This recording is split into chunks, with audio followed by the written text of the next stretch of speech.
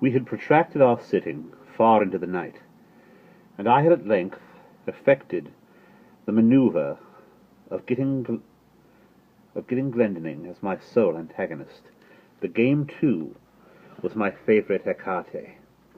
The rest of the company, interested in the extent of our play, had abandoned their own cards and were standing around us as spectators. The parvenu, who had been induced by my artifices in the early part of the evening to drink deeply, now shuffled, dealt, or played with a wild nervousness of manner for which his intoxication, I thought, might partially, but could not altogether account. In a very short period he had become my debtor to a large amount, when, having taken a long draught of port, he did precisely what I had been coolly anticipating. He proposed to double our already extravagant stakes, with a well-feigned show of reluctance, and not until after my repeated refusal had seduced him into some angry words which gave a colour of pique to my compliance did I finally comply. The result, of course, did but prove how entirely my prey was in my toils. In less than an hour he had quadrupled his debt.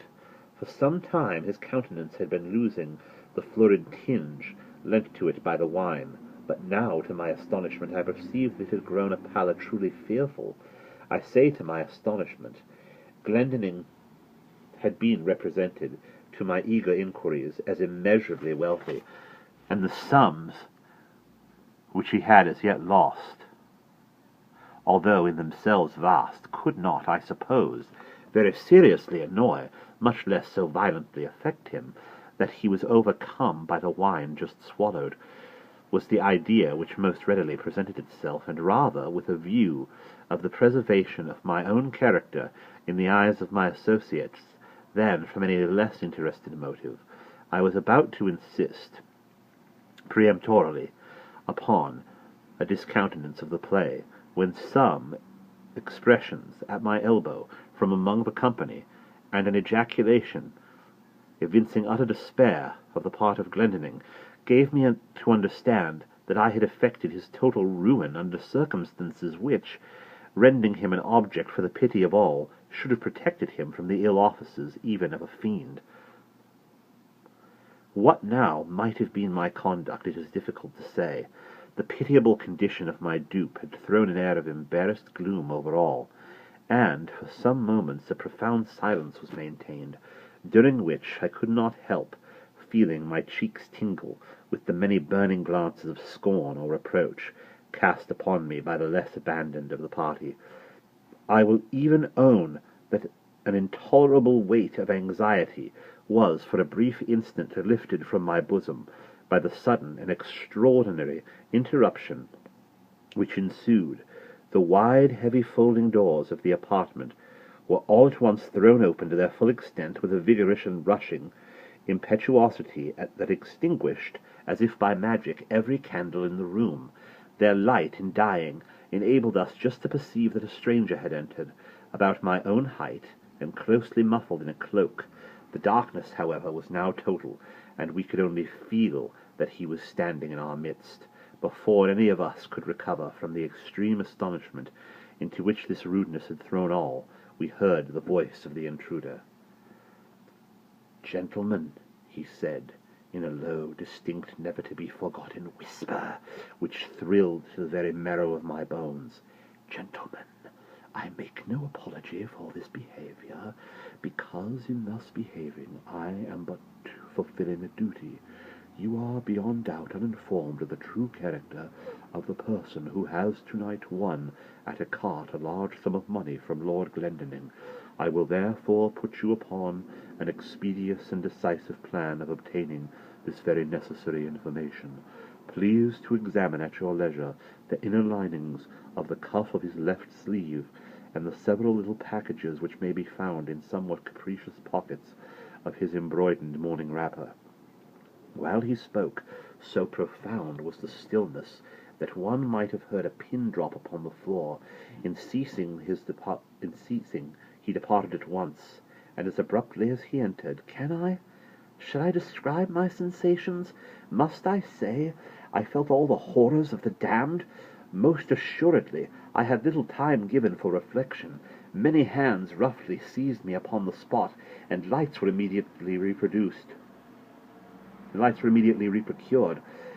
A search ensued. In the lining of my sleeve were found all the court cards essential in écarté, and in the pockets of my wrapper a number of facsimiles of those used at our sittings, with the single exception that mine were of the species called technically arrondis, the honours of being slightly convex at the ends, the lower cards slightly convex at the sides. In the disposition, the dupe who cuts, as customary, at the length of the pack will invariably find that he cuts his antagonist an honour, while the gambler, cutting at the breadth, will as certainly cut nothing for his victim which may count in the records of the game. Any burst of indignation upon the discovery would have affected me less than the silent contempt or sarcastic composure with which it was received. "Mr. Wilson," said our host, stooping to remove from beneath my feet an exceedingly luxurious cloak of rare furs, "Mr. Wilson, this is your property." The weather was cold, and upon quitting my own room I had thrown a cloak over my dressing wrapper, putting it off upon reaching the scene of play. "I presume it is supererogatory to seek here," eyeing the folds of the garment with a bitter smile, "for any further evidence of your skill. Indeed, we have had enough. You will see the necessity, I hope, of quitting Oxford, at all events, of quitting instantly of my chambers. Abased, humbled, in the dust as I then was, it is probable that I should have resented this galling language by immediate personal violence, had not my whole attention been at that moment arrested by the fact of the most startling character. The cloak which I had worn was of a rare description of fur. How rare, how extravagantly costly, I shall not venture to say.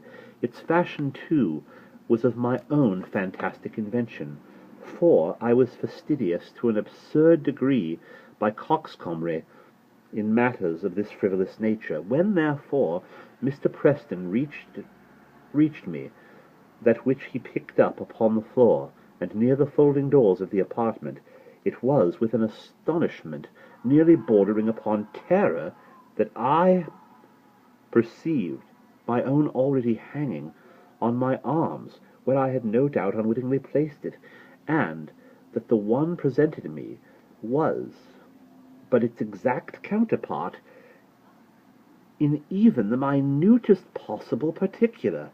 The singular being who had so disastrously exposed me had been muffled, I remembered, in a cloak, and none had been worn at all by any of the members of our party, with the exception of myself. Retaining some presence of mind, I took the one offered me by Preston, placed it unnoticed over my own, left the apartment with a resolute scowl of defiance, and next morning, ere dawn of day, commenced a hurried journey from Oxford to the Continent, in a perfect agony of horror and/or shame. I fled in vain. My evil destiny pursued me, as if in exultation, and proved indeed that the exercise of its mysterious dominion had as yet only begun. Scarcely had I set foot in Paris ere I had fresh evidence of the detestable interest taken by this Wilson in my concern. Years flew, while I experienced no relief. Villain! At Rome, and how untimely yet, with how spectral an officiousness stepped he in between me and my ambition, at Vienna, too, at Berlin, and at Moscow, where in truth had I not bitter cause to curse him within my heart? From his inscrutable tyranny did I at length flee, panic-stricken, as from a pestilence, and to the very ends of the earth I fled in vain. And again, in secret communion with my own spirit, Would I demand the question, who is he, whence came he, and what are his objects? But no answer was there found, and then I scrutinized with a minute scrutiny the forms and the methods and the leading traits of his impertinent supervision. But even here there was very little upon which to base a conjecture. It was noticeable indeed that in no one of the multiplied instances in which he had of late crossed my path had he so crossed it except to frustrate those schemes, or to disturb those actions which, if fully carried out, might have resulted in bitter mischief. Poor justification this, in truth, for an authority so imperiously assumed. Poor indemnity for natural rights of self-agency so pertinaciously, so insultingly denied. I had also been forced to notice that my tormentor, for a very long period of time, while scrupulously and with miraculous dexterity maintaining his whim of an identity of apparel with myself, had so contrived it in the execution of his varied interference with my will, that I saw not at any moment the features of his face. Be Wilson what he might, this, at least, was but the veriest of affectation, or of folly. Could he, for an instant, have supposed that, in my admonisher at Eton, in the destroyer of my honour at Oxford, in him who thwarted my ambition at Rome, my revenge at Paris, my passionate love at Naples, or what he falsely termed my avarice in Egypt, that in this my arch-enemy and evil genius I could fail to recognize the William Wilson of my school days, the namesake, the companion, the rival, the hated and dreaded rival at Dr. Bransby's? Impossible! But let me hasten to the last eventful scene of the drama, and we'll pause there and conclude in the next video.